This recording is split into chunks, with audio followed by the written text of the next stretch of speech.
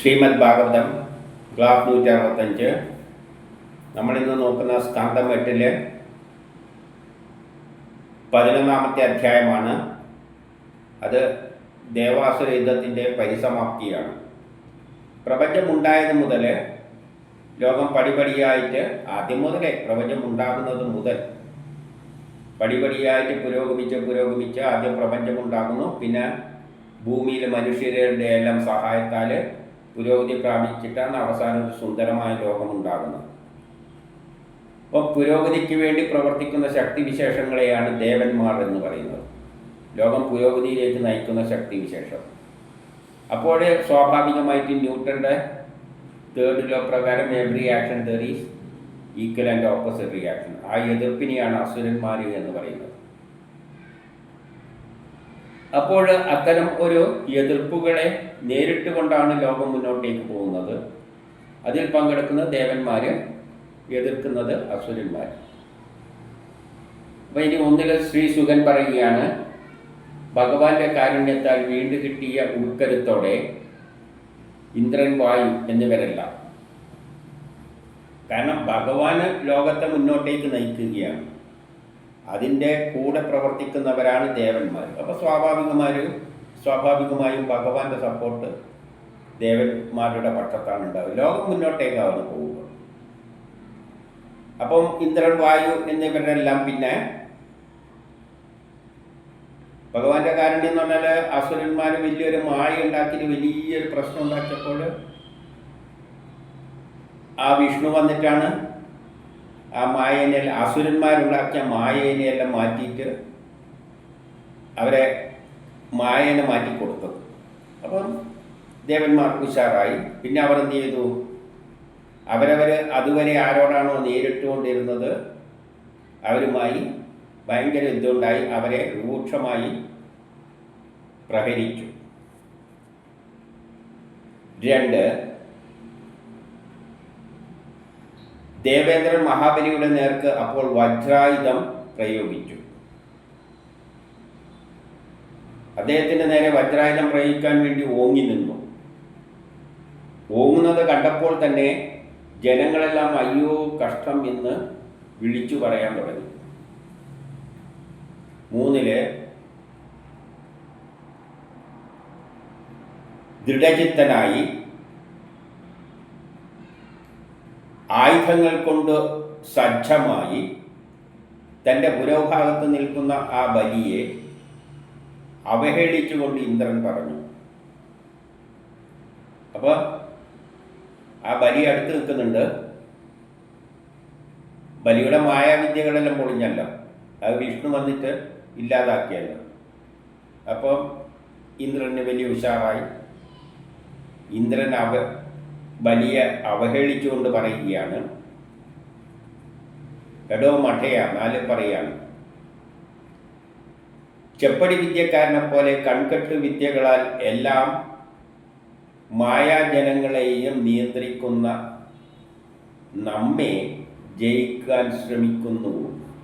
കാരണം മായാലോകത്തിലാണ് ജീവിക്കുന്നത്. ഈ മായാലോകം സൃഷ്ടിച്ചതാരാണ്? വിഷ്ണു തന്നെയാണ്. വിഷ്ണു ഇവരുടെ പക്ഷത്താണ്. അങ്ങനെയുള്ള മായാലോകത്തിലാണ് ജീവിക്കുന്നത്. ആ മായ ഉണ്ടാക്കിയതിൻ്റെ വിഷ്ണുവാണ്. വിഷ്ണു ഇവരുടെ പക്ഷത്താണ്. അങ്ങനെയുള്ള മായാലോകത്തിലാണോ നീ വന്നിട്ട് മായാവിദ്യ, ചെപ്പടി മായാവിദ്യ പ്രയോഗിച്ചുകൊണ്ട് ജയിക്കാൻ നോക്കുന്നത്? അത് സാധാരണ ബാലിശ ജനങ്ങളെ പറ്റിച്ച് അവരുടെ ധനം പറ്റാനാണ് കൺകെട്ട് വിദ്യക്കാർ പ്രയോഗിക്കാറുള്ളത്. സാധാരണ ഇങ്ങനെ വലിയ യുദ്ധത്തിലൊന്നും ഇത് പ്രയോഗിക്കാറില്ല.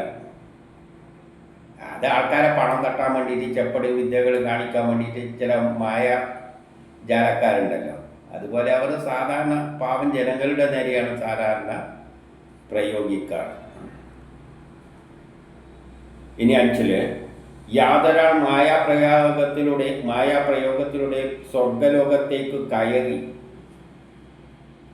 അവിടെ കയറി പിടിക്കാൻ ശ്രമിക്കുന്നുവോ, അല്ലെങ്കിൽ ആ മായാലോകവും കടന്നിട്ട് സ്വർഗലോകവും കടന്നിട്ട് അപ്പുറത്തേക്ക് കടക്കാൻ ശ്രമിക്കുന്നുവോ, അത്തരം അറിവുകെട്ട കാട്ടുകള്ളന്മാരെ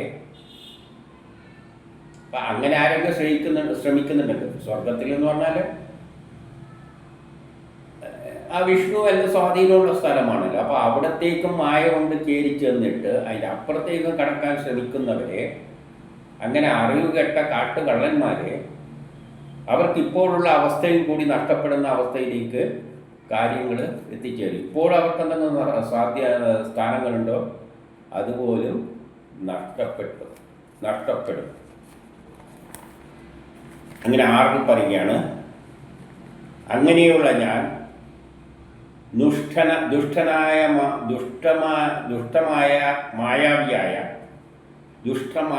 മായാവിയായ നിന്നെ, നിന്റെ ശിരസിനെ എൻ്റെ വജ്രായുധത്താൽ അറുത്തെടുക്കുവാൻ ഞാൻ പോവുകയാണ്. അങ്ങനെ മായ ഇതുവരെ കാട്ടിക്കൊണ്ടിരുന്ന നിന്റെ തല ഞാൻ, ദുഷ്ടമായാവിയായ നിന്റെ തല ഞാൻ വജ്രായുധം കൊണ്ട് ഇതാ അറുത്തെടുക്കാൻ പോവുകയാണ്. മൂഢന്മാരെ, അതുകൊണ്ട് എന്ത് ചെയ്യണം? ഉറ്റവരെ കൂടി സംഘടിപ്പിച്ച് അടുത്ത് നിർത്തിക്കോളൂ. അപ്പോൾ എല്ലാവരും തലയൊന്നിച്ചങ്ങ് എടുക്കാലോ എന്ന് ആര് പറയുന്നു? ഇന്ദ്രൻ പറയുന്നു. അപ്പം 7 മഹാബലി പറയുകയാണ്, കാലശക്തിയുടെ പ്രേരണയാൽ കർമ്മത്തിനധീതമായി യുദ്ധത്തിൽ ഏർപ്പെടുന്ന. അപ്പം മഹാബലി നേരത്തെ തന്നെ പറഞ്ഞു വെച്ചിട്ടുണ്ട്, ഞാനെല്ലാം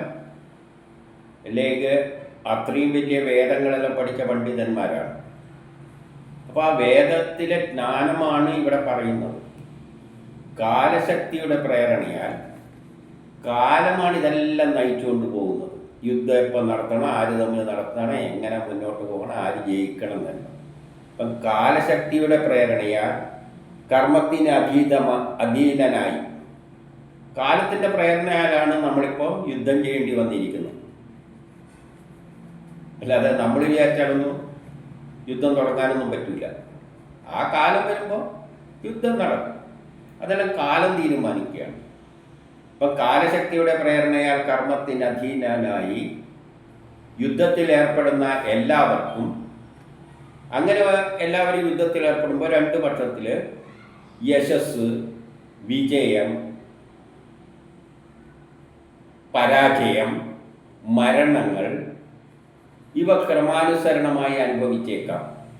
ആര് ജയിക്കണം എന്ന് വെച്ചാൽ അവർ ജയിക്കും, ആര് തോക്കണം എന്ന് വെച്ചാൽ അവർ തോക്കും. അതെല്ലാം കാലം തീരുമാനിച്ചിട്ടുണ്ട്. ആര് മരിക്കണം എന്ന് വെച്ചാൽ അത് മരിക്കും. അതൊന്നും നമ്മളെ കഴിവിലൊന്നുമല്ല. അപ്പോൾ ഇന്ദ്രനെ അവഹേളിക്കണം, ഇതൊന്നും നിന്റെ കഴിവൊന്നുമല്ല, കാലമാണ് നിന്നെക്കൊണ്ട് യുദ്ധം ചെയ്യിപ്പിക്കുന്നത്. അത് അർജുനൻ തന്നെ അർജുനനോട് കുരുക്ഷേത്രത്തിൽ വെച്ചാൽ പറഞ്ഞിട്ടുണ്ട്. അന്ന് കൃഷ്ണൻ പറഞ്ഞിട്ടില്ല, നീ യുദ്ധം ചെയ്യുക, ആര് ജയിക്കണം ആര് തോക്കണം എന്നെല്ലാം ഓൾറെഡി തീരുമാനിക്കുകയാണ്. നീ ഫലം ഒന്നും ചിന്തിക്കാതെ ചെയ്തോളൂ. ഇപ്പോഴും ഇന്ദ്രൻ എന്താണ് ചിന്തിക്കുന്നത്? ഞാനെന്തോ ആളാണ്, ഞാൻ ഇവൻ്റെ തലയിൽ എടുക്കാൻ പോവുകയാണെന്ന് പറയുമ്പോഴാണ് പറയുന്നത് ഇതൊന്നും നീയൊന്നുമല്ല. ഇതെല്ലാം കാലം തീരുമാനിച്ചാൽ ആര് ജയിക്കണം എന്ന് തീരുമാനിച്ചാൽ അവർ ജയിക്കും. നീ ജയിക്കണം എന്നാണ് തീരുമാനമെങ്കിൽ ജയിക്കും. അതിപ്പോൾ എന്തിരിക്കുന്നത് നിൻ്റെ കഴിവൊന്നുമല്ല, എൻ്റെ കഴിവുമല്ല.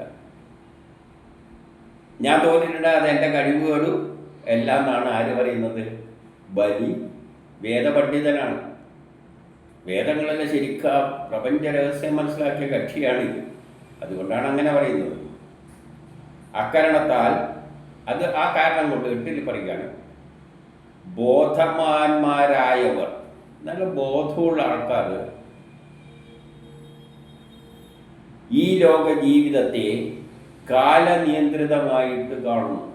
അപ്പം നല്ല ബോധമുള്ള ആൾക്കാർ ഈ ജീവിതത്തെ എന്തായിട്ട് കാലത്തിനനുസരിച്ച് എന്താണ് സംഭവിക്കുന്നത് അതിനനുസരിച്ച് പോകുന്നതായിട്ടാണ് കാണുക. അതിൽ പിന്നെ അഹങ്കരിക്കൊന്നും ഇല്ല. അവർ വിജയത്തിൽ ആഹ്ലാദിക്കുകയുമില്ല, പരാജയത്തിൽ ദുഃഖിക്കുകയുമില്ല. ഇപ്പം ശാസ്ത്രതത്വമാണ് ആര് പറയുന്നത്? ബലി പറയുന്നത്. പക്ഷെ ആ തത്വമൊന്നും എനിക്കറിയില്ല. അതായത് നീയല്ല വലിയ വിവരമൊന്നും ഇല്ല. നീ വിചാരിക്കുന്നത് നീയാണ് എല്ലാവരെയും കൊല്ലാൻ പോകുന്നത്, എൻ്റെ തലയെടുക്കാൻ പോകുന്നത്. നീയൊന്നും അല്ല. ആ തത്വമൊന്നും എനിക്കറിയില്ല. നീ വിചാരിക്കുന്നത് ഞാനാണ് എല്ലാം എന്നുള്ള ശുദ്ധമായ ഭൗതികവാദീൻ്റെ തരത്തിൽ അജ്ഞാനിയുടെ നിലയിൽ ഞാനാണ് എല്ലാം എന്നുള്ള നിലയിലാണ് നീ പ്രവർത്തിക്കുന്നത്. ആ തത്വമൊന്നും നിനക്കറിയില്ല.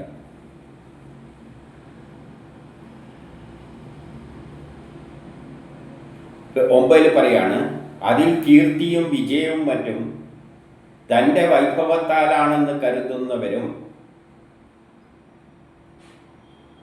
അങ്ങനെ വല്ലവരും കരുതുന്നുണ്ടെങ്കിൽ ഇതെല്ലാം എൻ്റെ കഴിവ് കൊണ്ടാണ് എന്ന് ആരെങ്കിലും കരുതുന്നവരും സത്തുക്കളുടെ ദൃഷ്ടിയിൽ ശോചനീയന്മാരുമായ നിങ്ങളുടെ വാക്കുകളെ, സത്തുക്കളുടെ അതായത് മഹാന്മാരുടെ ദൃഷ്ടിയിൽ ശോചനീയരായ നിങ്ങളുടെ വാക്കുകളാണ്. നിങ്ങൾക്കൊന്നും സാധാരണ പാവം ജനങ്ങൾ എന്തോ ആലോചിച്ചിട്ട് ഞാനെന്ന ഭാവത്തിൽ ചെയ്യുകയാണ്. നിങ്ങളുടെ വാക്കുകളെ നമ്മൾ കാര്യമായിട്ടൊന്നും എടുക്കുന്നില്ല. നീ പറഞ്ഞൊന്നും കാര്യമായിട്ട് എടുക്കുന്നില്ല. കാരണം ഇതൊന്നും നിൻ്റെ കഴിവുമല്ല. ഞാൻ തോക്കുന്നുണ്ടെങ്കിൽ എൻ്റെ കഴിവ് കേടുകയല്ല.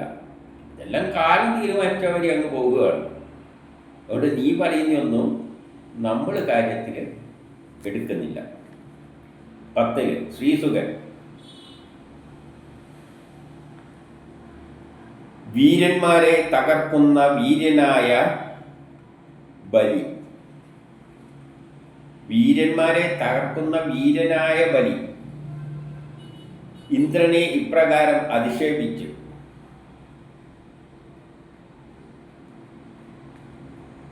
അപ്പോൾ എന്താ പറ്റിയത്? എല്ലാ വീരന്മാരെയും തകർക്കാൻ കഴിവുള്ള അത്രയും ശക്തിമാനായ വ്യക്തി തന്നെയാണ് ബലി. പക്ഷെ ഇപ്പോൾ ചിലപ്പോൾ ഇവൻ്റെ കാലമായിരിക്കാം. കാരണം ഭഗവാൻ അങ്ങേരെ പക്ഷത്താണല്ലോ നിൽക്കുന്നത്. അതുകൊണ്ട് അങ്ങേര് ജയിക്കാൻ പോകുന്നു.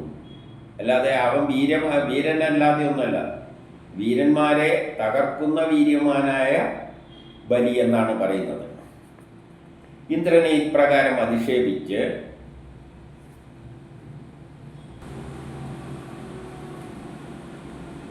ആ അധിക്ഷേപ ബാണങ്ങളാൽ, അപ്പൊ ഈ പറഞ്ഞ അധിക്ഷേപിക്കുന്ന ഈ ശബ്ദം എന്ന് പറയുന്നത് ഇയാൾ ഉപയോഗിച്ച വാക്കുകൾ ബാണങ്ങൾക്ക് സമാനമാണ്. ആ അധിക്ഷേപ ബാണങ്ങൾ എന്ത് ചെയ്തു? ഇന്ദ്രനെ മുറിവേൽപ്പിക്കപ്പെട്ടു. അത് കേട്ടപ്പോൾ ഇന്ദ്രന് ആകെ മുറിവുണ്ടായി.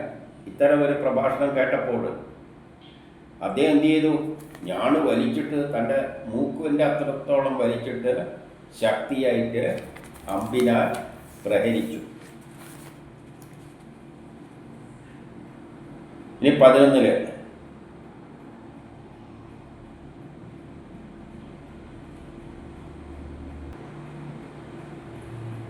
പറയുകയാണ്, സത്യഭാഷിയായി ശത്രുവിനാൽ ഈ വിധം നിരാകരിക്കപ്പെട്ട ഇന്ദ്രൻ. അപ്പോൾ ഈ ഇന്ദ്രൻ പറഞ്ഞ കാര്യമെല്ലാം നിസ്സാരമായി കരുതിയപ്പോൾ തോട്ടിയാൽ കുത്തിയ ആനയെപ്പോലെ, തോട്ടി വെച്ച് ആനേനെ കുത്തിയാൽ എന്തായി പറ്റും? ആ ശത്രുവിൻ്റെ തിരുവചനത്തെ കേട്ട് പൊറുത്തില്ല. അതിന് ഭയങ്കര ദേഷ്യമുണ്ടായി. കാരണം അവൻ്റെ ഈ വാക്കുകൾ അയാളുടെ ഹൃദയത്തിൽ വലിയ മുറിവേൽപ്പിച്ചു. തോട്ടിയാൽ കുത്തിയ ആനയെപ്പോലെയാണ് അവൻ്റെ ഉള്ളിൽ വിദ്വേഷം. അവന് പൊറുക്കാനായില്ല. ഇപ്പം 12 ശത്രുമർദ്ദിതനായ ഇന്ദ്രൻ അവൻ്റെ നേർക്ക് വജ്രായുധത്തെ പ്രയോഗിച്ചു. അവനെന്ത് ചെയ്ത്? വജ്രായുധത്തെ പ്രയോഗിച്ചു. മഹാബലി വിമാനത്തോടെ ചിറകറ്റ പർവ്വതം പോലെ നിലത്ത് വീണു. മഹാബലി താഴത്ത് പോയി. കാരണം എപ്പോഴും ലോകം പുരോഗമിക്കുമ്പോൾ ദേവന്മാരാണ് ജയിക്കേണ്ടത്. അതുകൊണ്ട് ദേവന്മാർ ജയിക്കുന്നു. കാരണം വിഷ്ണുവിൻ്റെ ആഗ്രഹപ്രകാരമാണ് യുദ്ധമെല്ലാം നടക്കുന്നത്.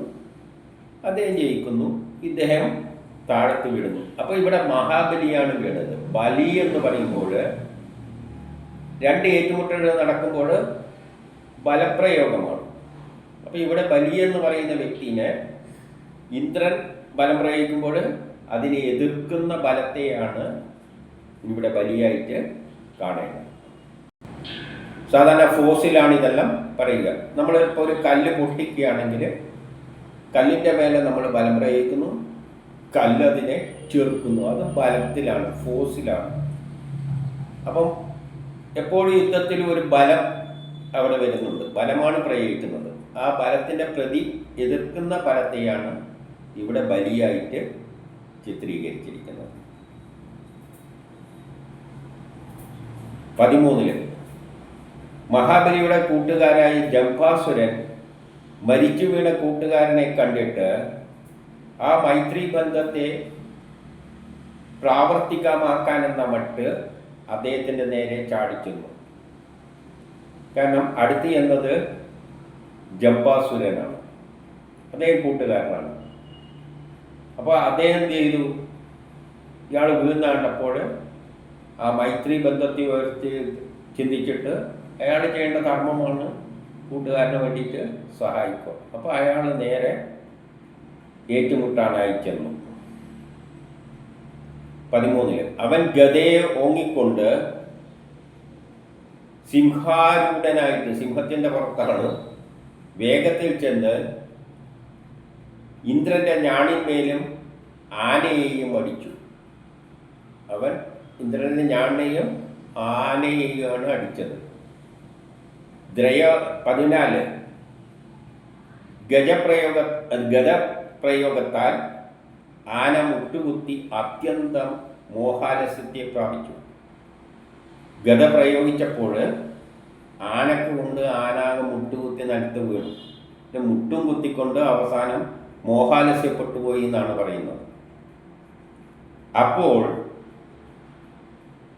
മാതലി 16 അതായത് ഇന്ദ്രന്റെ സഹായി 1000 അശ്വങ്ങളെ പൂട്ടിയ രഥം കൊണ്ടുവന്നു. ആർക്ക് വേണ്ടിയിട്ട്? ആനപ്പുറത്താണല്ലോ യുദ്ധം ചെയ്ത്, ആന വീണു പോയത്. അപ്പോൾ 1000 അശ്വങ്ങളെ പൂട്ടിയ രഥം കൊണ്ടുവന്നു. ദേവേന്ദ്രൻ എന്ത് ചെയ്തപ്പോൾ ആനയെ വിട്ടിട്ട് രഥത്തിലേറി. 17 ജമ്പൻ ആ സാരഥിയുടെ പ്രവൃത്തിയെ ബഹുമാനിച്ചുകൊണ്ട് തന്നെ അവൻ ചെയ്ത ബഹുമാനം തോന്നി. കാരണം ഇന്ദ്രൻ വീണപ്പോൾ വലിയ രഥം കൊണ്ട് കൊടുത്തല്ലോ, ഒരു സാരഥിയുടെ ഉത്തരവാദിത്തം തന്നെയാണ്. അപ്പോൾ അവർ ബഹുമാനിച്ചു. അവനെയും ശൂലത്താൽ പുഞ്ചിരി കൊണ്ട് പ്രഹരിച്ചു. പുഞ്ചിരിച്ചുകൊണ്ടാണ് അവനെയും പ്രഹരിച്ചത്. 18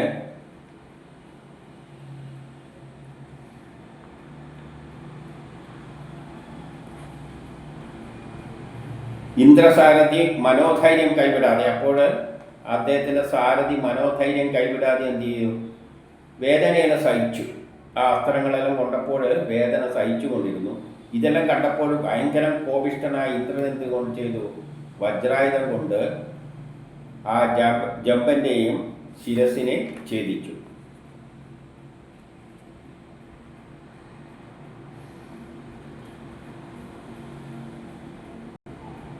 ഇവിടെ ജമ്പൻ എന്നത് ഒരു നദിയായിട്ടല്ലാണ് ചിത്രീകരിച്ചിരിക്കുന്നത്. ജമ്പന് പര്യായത്തിൽ പല കാര്യങ്ങളുണ്ടെങ്കിലും നദി എന്ന് പറയുമ്പോൾ ഓർബിറ്റായിട്ട് എടുക്കണം. എന്ത് പ്രവർത്തനങ്ങൾ നടക്കുമ്പോഴും അത് രാസപ്രവർത്തനമാണെന്നറിയാം. അതിൽ നേരത്തെ ബലമാണ്, ഒരു ബലം പ്രയോഗിക്കുമ്പോൾ അതിനെതിരെ ബലമുണ്ടാകും. പിന്നെ ഈ പ്രയോഗിച്ച ബലം എന്താണ് ചെയ്യുക?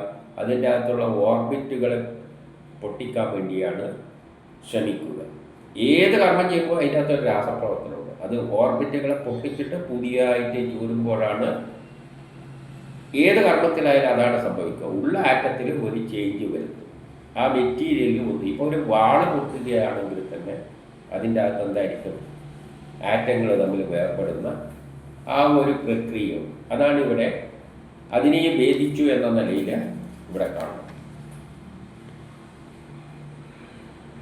ഇനി 19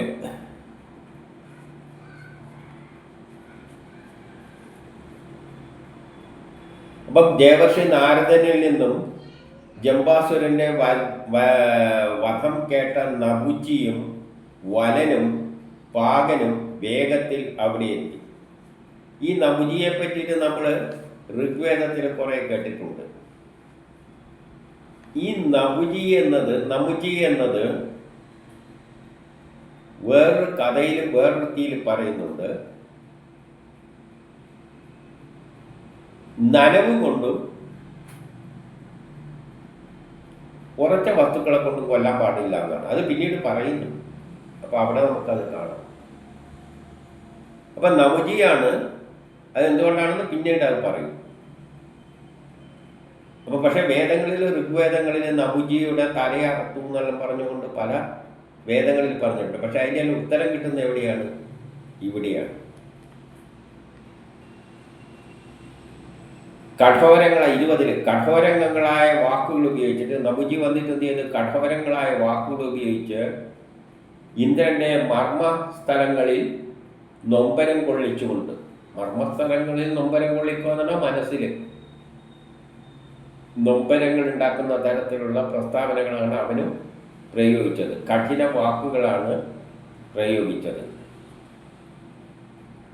മേഘങ്ങൾ വർഷത്താൽ പർവ്വതത്തെ നനക്കുന്നത് പോലെ ശരങ്ങളാൽ ഇന്ദ്രനെ മൂടി. അവൻ കുറേ അസ്ത്രങ്ങൾ അയച്ചു, ഇന്ദ്രനെ തന്നെ മൂടി.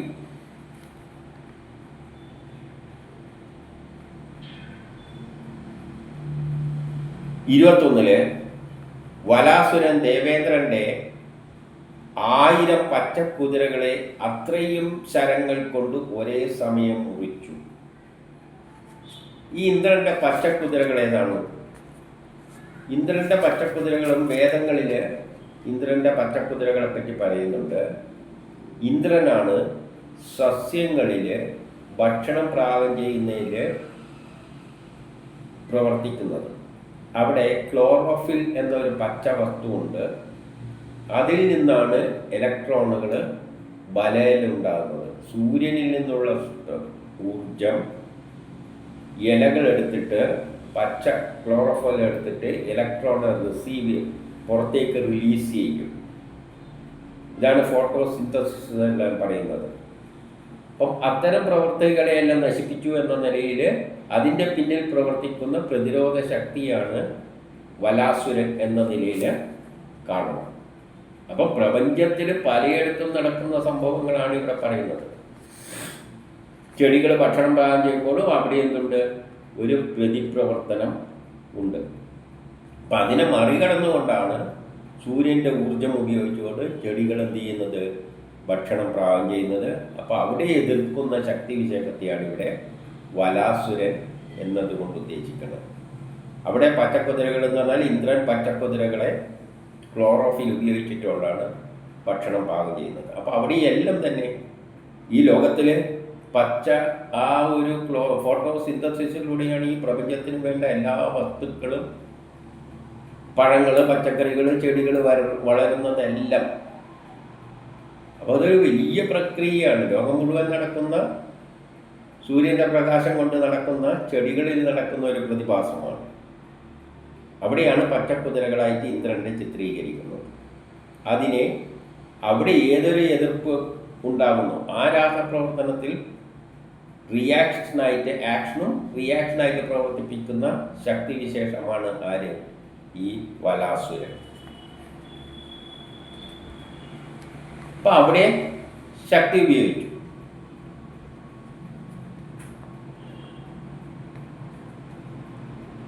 പിന്നെ 1000 വീതം അസ്ത്രങ്ങളാൽ രഥങ്ങളെയും മുറിച്ചു എന്ന് പറയാണ് 22. ഒരേ സമയം തൊടുത്തതിനാൽ, ഒരേ സമയം 1000 അസ്ത്രങ്ങൾ തൊടുക്കാൻ പറ്റുന്നതിനാൽ യുദ്ധത്തിൽ അത് ആശ്ചര്യകരമായി തീർന്നു എന്ന് പറയുകയാണ്.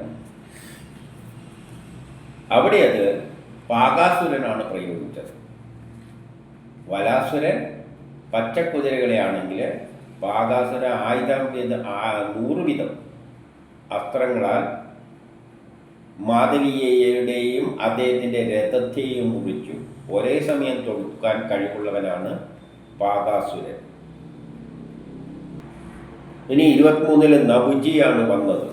വേദങ്ങളിൽ പറയുന്ന പ്രധാനപ്പെട്ട ഒരു കക്ഷിയാണ് ഈ നബുജി. ഉഗ്രശരങ്ങളാൽ യുദ്ധത്തിൽ ആഞ്ഞടിച്ച് ഇടിമിന്നൽ പോലെ ഗർജിച്ചു. അദ്ദേഹം വളരെ ശക്തിമാനായിട്ടാണ് ഇന്ദ്രന്റെ നേരെ ഏറ്റുമുട്ടിയത്. ഈ 24 മേഘങ്ങൾ വർഷകാലത്ത് ആദിത്യനെ മൂടുന്നത് പോലെ അസുരന്മാർ എല്ലാ ഭാഗത്തു നിന്നും രഥത്തോടുകൂടി ഇന്ദ്രനെ മൂടി. രഥം, ഇന്ദ്രൻ്റെ രഥം അടക്കം കാണാത്ത വരി ഇവരെല്ലാം കൂടിയിട്ട് ഇന്ദ്രനെ മൂടി. ഈ നമുജി ആരാണെന്ന് അടുത്ത് പറയും. 25 അനുചരന്മാരോട് കൂടിയ ദേവവൃന്ദങ്ങൾ ഇന്ദ്രനെ കാണാനാവാതെ വിവശരായി. അപ്പോൾ ഇവരെല്ലാം ശരങ്ങൾ കൊണ്ട് ഇന്ദ്രൻ ആ രഥം അടക്കം മൂടിപ്പോയി, സൂര്യനെ മേഘങ്ങൾ മൂടുന്ന പോലെ. അപ്പോൾ ദേവന്മാർ നോക്കിയപ്പോൾ ഇന്ദ്രനെ കാണാനില്ല. ശത്രുക്കൾ പരാജിതനായി. അപ്പം ശത്രുക്കളെല്ലാം പരാജിതരായിട്ട് നേതാവില്ലാത്ത അവസ്ഥയിലായ മാതിരി അവർക്ക് അനുഭവപ്പെട്ടു. അവരുടെ നേതാവ് ഇന്ദ്രനുണ്ട്, ഇന്ദ്രനെ കാണാനില്ല. അപ്പോൾ അവരെന്ത് ചെയ്തു? കപ്പൽ തകർന്ന കച്ചവടക്കാരെ പോലെ, കച്ചവടക്കാര് അന്യനാട്ടിലേക്ക് പോകുമ്പോൾ കപ്പൽ തകർന്നു പോയ എന്താകും? അവർ മുറവിളി കൂട്ടുന്നവര് ദേവന്മാരെല്ലാം മുറവിളി കൂട്ടാൻ തുടങ്ങി. 26 പിന്നെ ഇന്ദ്രൻ തേരും തേരാളിയും ഒപ്പം പുറത്തു വന്നു. അതിൻ്റെ ഇടക്കുന്ന് പിന്നെ ഇന്ദ്രൻ പെട്ടെന്ന് എങ്ങനെയല്ലോ പുറത്തു വന്നു. അപ്പോൾ അന്തരീക്ഷം തൻ്റെ തേജസ്സിനാൽ തിളക്കം കൊണ്ടു. ഏതുപോലെ എന്നാണ് രാത്രിയുടെ അവസാനത്തിൽ രാവിലെ സൂര്യൻ ഉദിച്ചു പൊങ്ങുന്നത് പോലെ അദ്ദേഹം നല്ല തേജസ്സോടുകൂടി അതിൽ നിന്നും പുറത്തേക്ക് വന്നു. 27 വജ്രായുധമേന്തിയ ഇന്ദ്രൻ തൻ്റെ സേനകളെ തകർക്കപ്പെട്ടതായ നിലയിൽ കണ്ടപ്പോൾ കോപത്താൽ അവരെ കൊല്ലുവാൻ വേണ്ടി വജ്രായുധം ഓങ്ങിപ്പിടിച്ചു. അപ്പം താനില്ലാത്ത അവസരത്തിൽ തൻ്റെ സേനകളെല്ലാം കുറേ എണ്ണമെല്ലാം മരിച്ചിരിക്കുകയാണ്. അപ്പോൾ അദ്ദേഹത്തിന് വലിയ ദേഷ്യം വന്നിട്ട് അദ്ദേഹം എന്ത് ചെയ്തു? വജ്രായുധം ഓങ്ങിപ്പിടിച്ചു. 8 വശത്തും കൂർത്ത മൂർച്ചയുള്ള വജ്രായുധം. വജ്രായുധം എന്ന് പറഞ്ഞാൽ മൾട്ടി പോയിന്റ് കട്ടറാണ് വജ്രം. അത് എൻജിനീയറിങ്ങിൽ കുറേ വജ്രായുധത്തിന് എല്ലാ വശവും മുറി. നേരെ മറിച്ചൊരു കത്തിയാണെങ്കിൽ ആ വക്കിലല്ലേ മുറി, പിമ്പാകൊന്നും മുറിയില്ല. പക്ഷെ ഇത് എല്ലാ സ്ഥലവും മുറി. അത് മുമ്പ് പറഞ്ഞതാണ്. അവരുടെ എല്ലാം തലകൾ ബന്ധുക്കൾ നോക്കി നിൽക്കെ അറുത്തെടുത്തു. ഇത് കണ്ടപ്പോൾ 29 സങ്കടവും ദേഷ്യവും വന്ന നമുജി. അപ്പോഴാണ് നമുജി ഇന്ദ്രനെ വധിക്കുവാൻ വളരെ പ്രയത്നിച്ചു. 30 അവൻ കാരിരുമ്പിനാൽ തീർത്ത ശൂലത്തെ കരത്തിലെടുത്തിട്ട് ഇതാ നിന്നെ കൊല്ലുന്നു എന്ന് ഭീഷണിപ്പെടുത്തിക്കൊണ്ട് നേരിട്ടു. പക്ഷേ ഇന്ദ്രൻ സ്വന്തം അമ്പുകളാൽ അതിനെയും തവിട് പൊടിയാക്കി അവൻ്റെ ആയുധത്തെ. അതിൽ പിന്നെ 31 ഇന്ദ്രൻ സ്വന്തം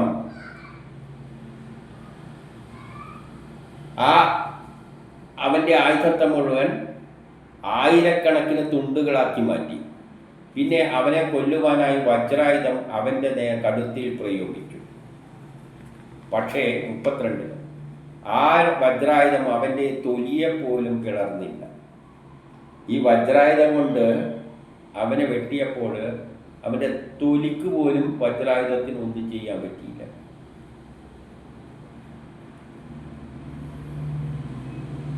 വളരെ കറുത്തുള്ള വൃത്രനെ മുറിച്ചു തള്ളിയ വജ്രായുധത്തിന് നമുജിയുടെ കഴുത്ത് അറക്കുവാൻ സാധിച്ചില്ല എന്നത് ആശ്ചര്യകരം തന്നെ. ഈ മുമ്പിൽ വൃത്രാസുരനെല്ലാം വധിച്ചതാണ് ഏറ്റവും ധീരനായ. ഇവിടെ ഈ നമുജിയുടെ കഴുത്തിനൊരു പോറൽ കൂടി ഈ വജ്രായുധം കൊണ്ട് ഉണ്ടാക്കാൻ പറ്റിയില്ല എന്ന് ഇന്ദ്രൻ കണ്ടു. അത് ഭയങ്കര ആശ്ചര്യം തന്നെയെന്ന് തോന്നി ഇന്ദ്രന്. അപ്പോൾ 33 ഇന്ദ്രൻ ഭയന്നുപോയി. കാരണം തൻ്റെ ഏറ്റവും വലിയ ആയുധം വജ്രമെന്നും പറഞ്ഞിരിക്കുമ്പോഴാണ് ഇവിടെ ഒരു ചുക്കും നടക്കാതെയിരിക്കുന്നത്. വിധിയുടെ ദുർഘടന കൊണ്ട് ലോകത്തെ അമ്പരിപ്പിക്കുന്ന തരത്തിൽ സംഭവിച്ച ഇതിനെ പറ്റി അവർ വളരെ ചിന്തിച്ചു. ഇതെല്ലാം വിധിയാണ് തീരുമാനിക്കുന്നത്. അപ്പോഴാണ് അവന് ബോധം വന്നത്, എൻ്റെ ആയുധം ഉണ്ടായതുകൊണ്ടൊന്നും കാര്യമില്ല, വിധി തീരുമാനിക്കുന്ന മാതിരിയെ കാര്യം പോവുകയുള്ളൂ. അത് തന്നെയാണല്ലോ പണ്ട് ബലിയും പറഞ്ഞത്, നീ വലിയ ആയുധം ഉണ്ടെന്ന് പറഞ്ഞിട്ടൊന്നും കാര്യമില്ല, എന്താണോ കാലം തീരുമാനിച്ചത് അതുപോലെയാണ്. 34, 35, 36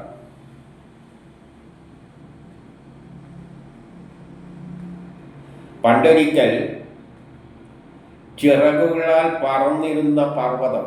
പണ്ട് പർവ്വതങ്ങൾ ഇങ്ങനെ ചിറകുകളായിട്ട് പറക്കുകയായിരുന്നു. എപ്പോഴാണത്? സൃഷ്ടി നടക്കുന്ന സമയത്ത് കുറേ ഗോളങ്ങളെല്ലാം ഉണ്ടായി, പർവ്വതങ്ങളുണ്ടായി. ഈ പർവ്വതങ്ങളെല്ലാം ഇങ്ങനെ ആകാശത്തിലൂടെ പറക്കുമ്പോഴാണ് ഈ ഗോളങ്ങളെയെല്ലാം എടുത്തിട്ട് എവിടെ വെച്ചത്? സൂര്യൻ്റെ എല്ലാം ഭ്രമണപഥത്തിൽ ഗോളങ്ങളെയെല്ലാം പണ്ടെടുത്ത് വെച്ചത് വിഷ്ണു. അത് നമ്മൾ കണ്ടു. എല്ലാ ഗോളങ്ങളും പ്രപഞ്ചത്തിലുള്ള കുറേ ഗോളങ്ങൾ ഉണ്ടാകുകയാണ് ചെയ്തത്. അതിങ്ങനെ സഞ്ചരിക്കുമ്പോൾ അതിനെ എടുത്തിട്ട് സൂര്യൻ്റെ നടുവിൽ കുറേ ഗോളങ്ങൾ, അങ്ങനെ കുറേ നക്ഷത്രങ്ങളുടെ ചുറ്റും എല്ലാം വെച്ചിട്ട്, അപ്പോൾ അവിടെ കിടക്കുന്ന പർവ്വതന്മാരുടെ പാറയാണ് ഭൂമിയിൽ വന്നിട്ട് മലയായി തീർന്നത് എന്നാണ് ഇവിടെ പറഞ്ഞു വെക്കുന്നത്. ഇപ്പം ഭൂമിയിൽ മലകളുണ്ടായതുകൊണ്ടാണ്. അതും ഇങ്ങനെ ആകാശത്തൂടെ പറന്ന് കിടക്കുകയായിരുന്നു. ഈ ഭൂമി കുറേ ഗോളങ്ങൾ സൂര്യന് ചുറ്റും വെച്ചപ്പോൾ അടുത്തല്ലുള്ള ഇങ്ങനെ പറന്നുകൊണ്ടിരുന്ന പാറകൾ എന്തായി? അതിൻ്റെ ഭാരം കൊണ്ട് ഭൂമിയിൽ വന്ന് പതിച്ചു. അതൊരു കഥരൂപത്തിൽ പറയാൻ വേണ്ടിയിട്ട് ചിറക് കൊണ്ട് പറന്നു എന്നാണ് പറയുന്നത്. യഥാർത്ഥത്തിൽ ചിറകൊന്നുമില്ല, എല്ലാ അന്തരീക്ഷത്തിലോട്ട് അങ്ങനെ സഞ്ചരിക്കുകയായിരുന്നു. അപ്പോൾ ആ ചിറകുകളെ ഇന്ദ്രനാണ് വജ്രായുധം കൊണ്ട് വെട്ടിമാറ്റിയത് എന്ന് പറയുകയാണ്, ജനങ്ങളെ രക്ഷിക്കാൻ വേണ്ടിയിട്ട്. അല്ലെങ്കിൽ പർവ്വതത്തിൽ വീണ് നോക്കുമ്പോൾ ആ ചിറകും ഉണ്ടാവില്ല. കഥയെ പറഞ്ഞിരിക്കല്ലേ ചിറകുണ്ട് എന്ന്. അപ്പോൾ ചിറകിങ്ങനെ ഇടക്കിടന്നിട്ട് അടിച്ചുകൊണ്ടെന്ന് കഴിഞ്ഞാൽ അതിൻ്റെ ഇടക്ക് കിടന്നിട്ട് ജനങ്ങളെല്ലാം എന്താ ഇപ്പോൾ ചമ്മന്തിയായിപ്പോൾ. അതുകൊണ്ട് ഇന്ദ്രൻ എന്ത് ചെയ്ത് ചിറകൾ വെട്ടുമാറ്റിയതുകൊണ്ടാണ് ഇപ്പോഴത്തെ പർവ്വതത്തിന് എന്ത് കാണാതെ, ചിറക് കാണാതെ പണ്ട് പടർന്നിരുന്നു. അപ്പോൾ ആശയത്രയേ ഉള്ളൂ. പണ്ട് പർവ്വതങ്ങളെല്ലാം ഇങ്ങനെ സഞ്ചരിക്കുകയായിരുന്നു. അതിങ്ങനെ ഭൂമിയിൽ വന്ന് പതിച്ചിട്ടാണ് ഈ കാണുന്ന പാറകളും പർവ്വതങ്ങളും എല്ലാം ഭൂമിൻ്റെ മേലെ വന്നത്. അല്ലാതെ എവിടെ പൊഴിച്ചിട്ട് ഇങ്ങനെ പർവ്വതം ഉണ്ടാക്കിയതല്ല. അപ്പം അങ്ങനെയുള്ള അതിൻ്റെ പർവ്വതങ്ങളുടെ ചിറകുകളെ വരെ ഞാൻ ഈ വജ്രായുധം കൊണ്ട് മുറിച്ചിട്ടുണ്ട്. പിന്നെയോ അതിമഹത്തായ തപസ്സിലൂടെ ബലവാനായ വൃത്താസുരൻ്റെ ഏതൊരു എന്ത് ചെയ്തു? അദ്ദേഹത്തെയും കൊന്നിട്ടുണ്ട്. അദ്ദേഹത്തെ കൊന്ന് പിളർന്നു. ഇതുകൊണ്ട് ഈ വജ്രായുധം കൊണ്ട്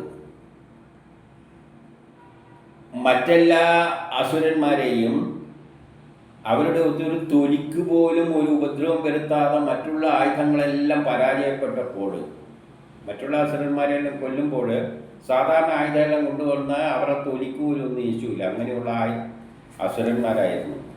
അവരെയെല്ലാം ഞാൻ വധിച്ചത് ഏതുകൊണ്ടാണ്? ഈ വജ്രായുധം കൊണ്ടാണ്.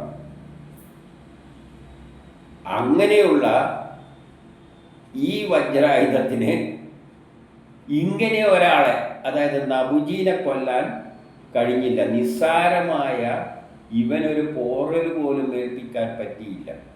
അതുകൊണ്ട് ഈ വജ്രായുധം വെറും ഒരു വടിക്ക് സമാനമാണ്.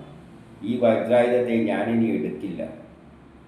ഇന്ദ്രന് പോലും ആ വജ്രായുധത്തിലുള്ള വിശ്വാസം നഷ്ടപ്പെട്ട് ഇതുവരെ വടിമാരിയായിരിക്കുകയാണ്. ഇതിനെ ഉപേക്ഷിക്കുന്നു.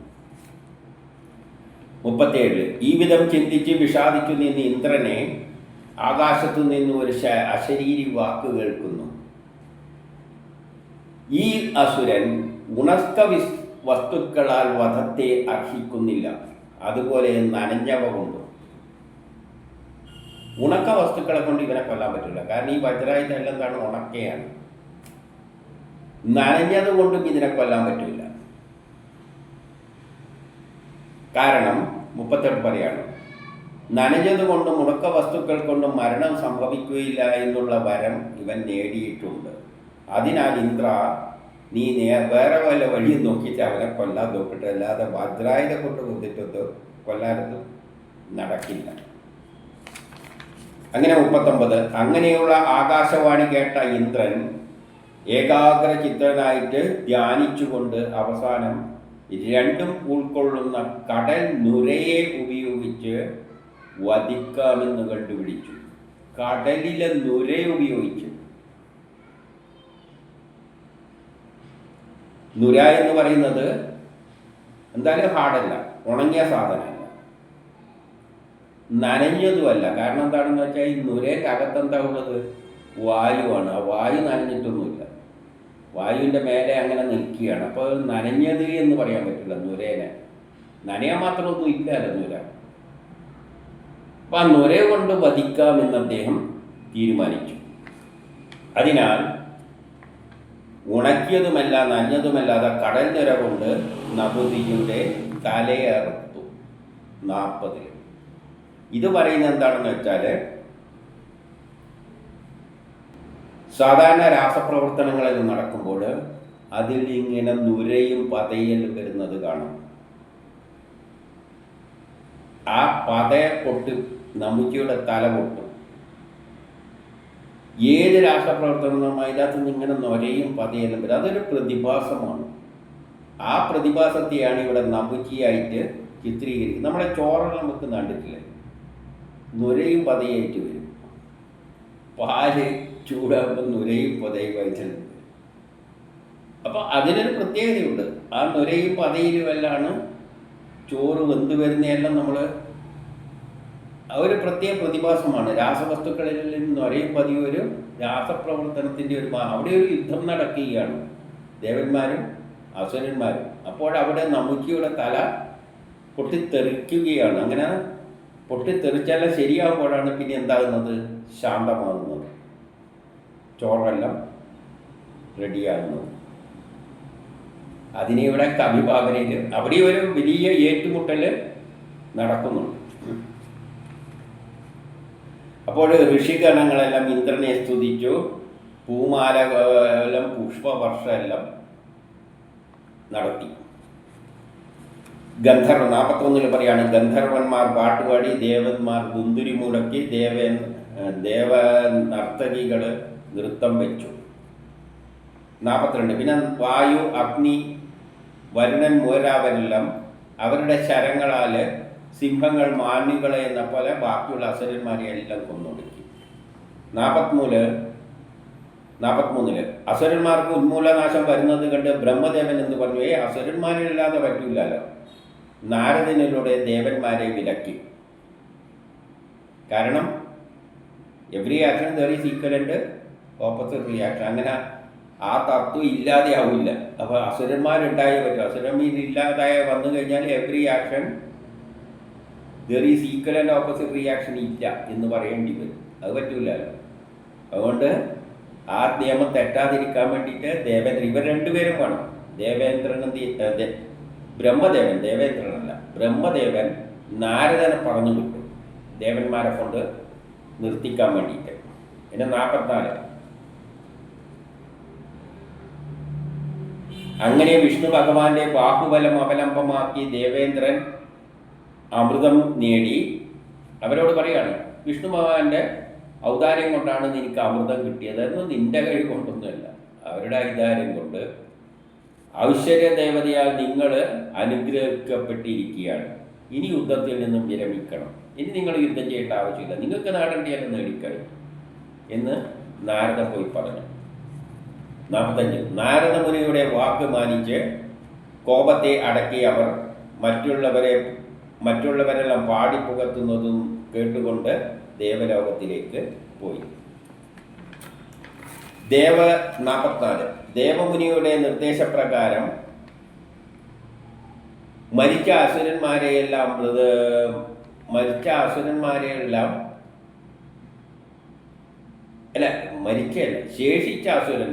ശേഷിച്ച അസുരന്മാരോടെല്ലാം നാരദമുനി പറഞ്ഞു, ആ മഹാബലിയുടെ ശരീരമായിട്ട് നിങ്ങൾ പർവ്വതത്തിലേക്ക് പോവുക.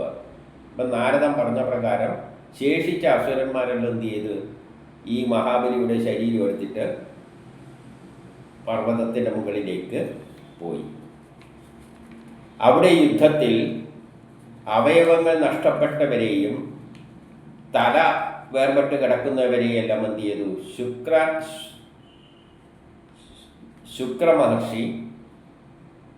ശുക്രാചാര്യര് സഞ്ജീവനി എന്ന വിദ്യയെ അവരെയെല്ലാം വീണ്ടും ജനിപ്പിച്ചു. അപ്പം ശുക്രനാണ്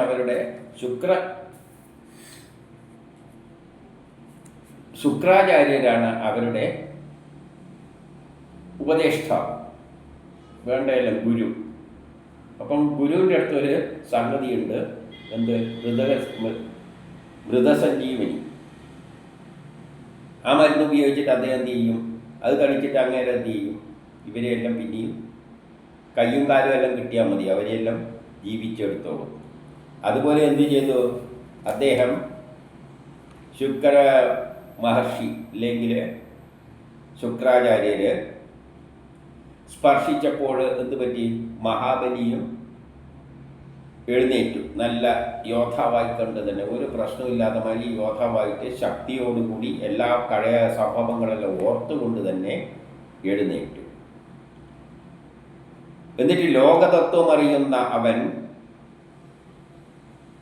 എന്ത് ചെയ്തില്ല,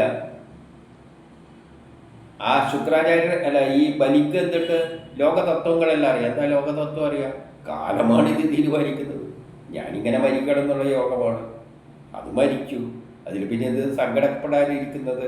അതുകൊണ്ട് യുദ്ധത്തിൽ തോറ്റെങ്കിലും അദ്ദേഹത്തിന് ഒരു വ്യസനവും ഒന്നും ഉണ്ടായില്ല. കാരണം അസുരന്മാരെന്ന് പറഞ്ഞാൽ തോക്കാൻ വേണ്ടി വിധിക്കപ്പെട്ടവരാണ്. കാരണം അസുരന്മാർ റിയാക്ഷനാണ്, റിയാക്ഷൻ എപ്പോഴും തോക്കും അധികകാലം. കാരണം യുദ്ധം നടക്കുമ്പോൾ, ലോകം മുന്നോട്ടേക്ക് പോകുമ്പോൾ ദേവന്മാരാണ് ജയിച്ചിട്ട് ലോകത്തെ മുന്നോട്ടേക്ക് നയിക്കും. അപ്പോൾ എതിർക്കുന്ന ശക്തികൾ തോറ്റു പോകും. അത് അവർ നോക്കാൻ വേണ്ടി ജനിച്ചതാണ്. ആ തത്വം അങ്ങനെയാണ് സൃഷ്ടി നടത്തിയിരിക്കുന്നത്. ആ ലോകതത്വം അറിയുന്ന ആളാണ് ആര്, ഈ ബലി. അതുകൊണ്ട് ബലിക്ക് പ്രശ്നമൊന്നുമില്ല. ശുക്രാചാര്യനെ ജനിപ്പിച്ചു. അപ്പം ശുക്രാചാര്യൻ ജനിക്കുന്നു എന്ന് പറഞ്ഞാൽ ദേവന്മാർക്ക് അമരത്വമുണ്ട്, അവർക്കൊരിക്കലും മരണമില്ല, അവർ അങ്ങനെ മുന്നോട്ട് പോകും. അസുരന്മാർ മരിക്കും, മരിക്കും. കാരണം മരിച്ചല്ലേ പറ്റൂ. കാരണം ഈ റിയാക്ഷനെ മറികടന്നുകൊണ്ടാണ് ദേവന്മാരെ പുതിയൊരു സാധനം. ഇപ്പം നമ്മൾ ചോറ് വെക്കുമ്പോൾ എതിർക്കുന്ന ഒരു ശക്തിയുണ്ട്, റിയാക്ഷനുണ്ട്. ആക്ഷനാണ് ജയിക്കുക, അവസാനം ചോറായി മാറും. അപ്പം റിയാക്ഷൻ തോറ്റേ പറ്റൂ, മരിച്ചേ പറ്റൂ. അപ്പം അസുരന്മാർ മരിക്കും, ജനിക്കും. അത് കഥയിൽ ശുക്രാചാര്യൻ എന്ത് ചെയ്യും,